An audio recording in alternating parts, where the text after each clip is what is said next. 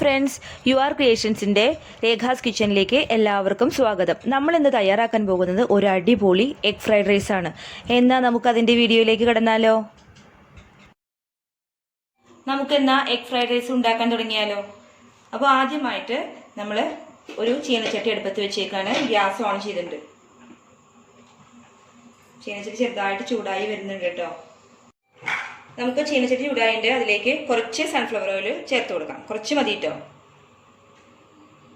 ഇനി ഇതിലേക്ക് 4 കോഴിമുട്ട പൊട്ടിച്ചൊഴിക്കാം. ഞാനിവിടെ 1 ഗ്ലാസ് അരിയാണ് എടുത്തേക്കുന്നത്. 1 ഗ്ലാസ് അരിക്ക് 4 കോഴിമുട്ടയാണ് വേണ്ടത്.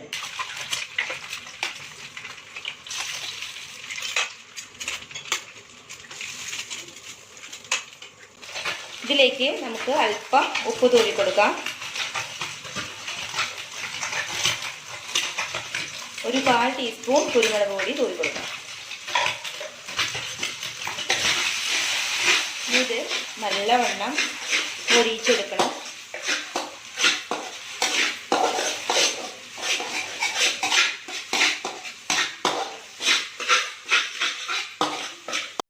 എഗ്ഗ് നല്ല മൊരിഞ്ഞ് വന്നിട്ട് ഇത് നമുക്ക് ഒരു പാത്രത്തിലേക്ക് മാറ്റാം.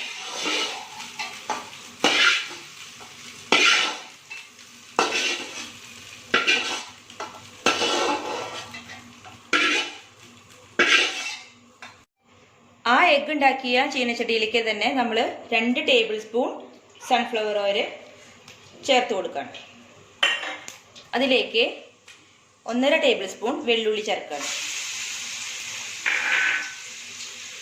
ഇനി ഇതിലേക്ക് ഒരു ക്യാരറ്റ് ചെറുതായിട്ട് നുറുക്കിയത് ചേർക്കണം.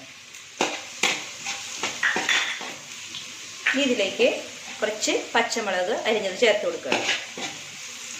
ഒരു 3 പച്ചമുളക്, ചെറിയ 3 പച്ചമുളകാണ് കേട്ടോ. വലുതാണെങ്കിൽ 1 പച്ചമുളക് മാത്രം എടുത്താൽ മതി. ഇനി ഇതിലേക്ക് ഒരു 3 ബീൻസ് ചെറുതായിട്ട് നുറുക്കിയത് ചേർത്ത് കൊടുക്കണം. ഇതിലേക്ക് 3 സവാള, ചെറിയ സവാള ചെറുതായിട്ട് നുറുക്കി വെച്ചത് ചേർക്കണം. ഇത് നല്ലവണ്ണം വഴറ്റുക. ഫ്രൈഡ് റൈസ് എല്ലായ്പ്പോഴും ഹൈ ഫ്ലെയിമിൽ ഇട്ടിട്ട് വേണം കേട്ടോ വേവിക്കാം. അത് ഒരുപാട് കുക്കായി പോകല്ലേ. അപ്പോൾ ഹൈ ഫ്ലെയിമിലിട്ടിട്ട് പെട്ടെന്ന് തന്നെ സമയം കുറച്ച് മതി. ഹൈ ഫ്ലെയിമിലിട്ടിട്ട് പച്ചക്കറികളൊക്കെ ഒന്ന് വഴറ്റിയെടുക്കാം. ഇതിലേക്ക് നമുക്ക് കാപ്സിക്കം, ഒരു ചെറിയ കാപ്സിക്കം ചേർത്ത് കൊടുക്കാം. ഈ കാപ്സിക്കത്തിന് ഒന്ന് പച്ചമണം മാറുന്ന വരെ നമുക്കൊന്ന് ഇളക്കി കൊടുക്കാം. ഇനി ഇതിലേക്ക് നമുക്ക് അല്പം ഉപ്പ് ചേർത്ത് കൊടുക്കാം.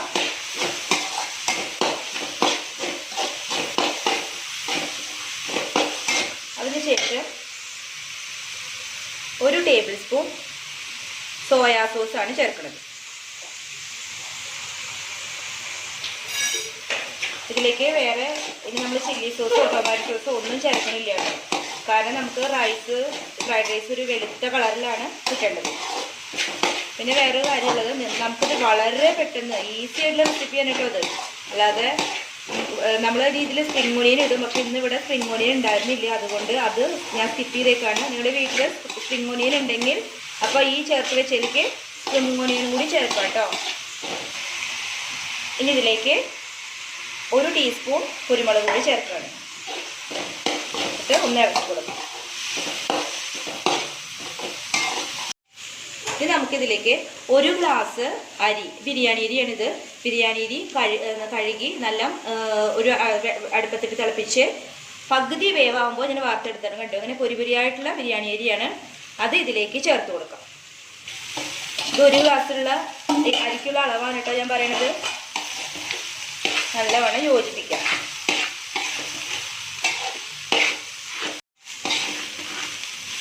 ഇനി ഇതിലേക്ക് മാറ്റി വെച്ചിട്ടുള്ള എഗ്ഗ് ചേർക്കാം കേട്ടോ.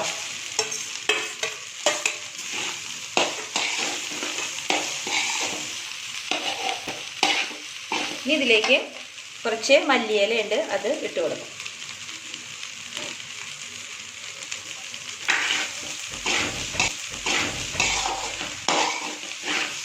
അപ്പോൾ നമ്മുടെ ഫ്രൈഡ് റൈസ് റെഡി ആയിരിക്കുകയാണ്.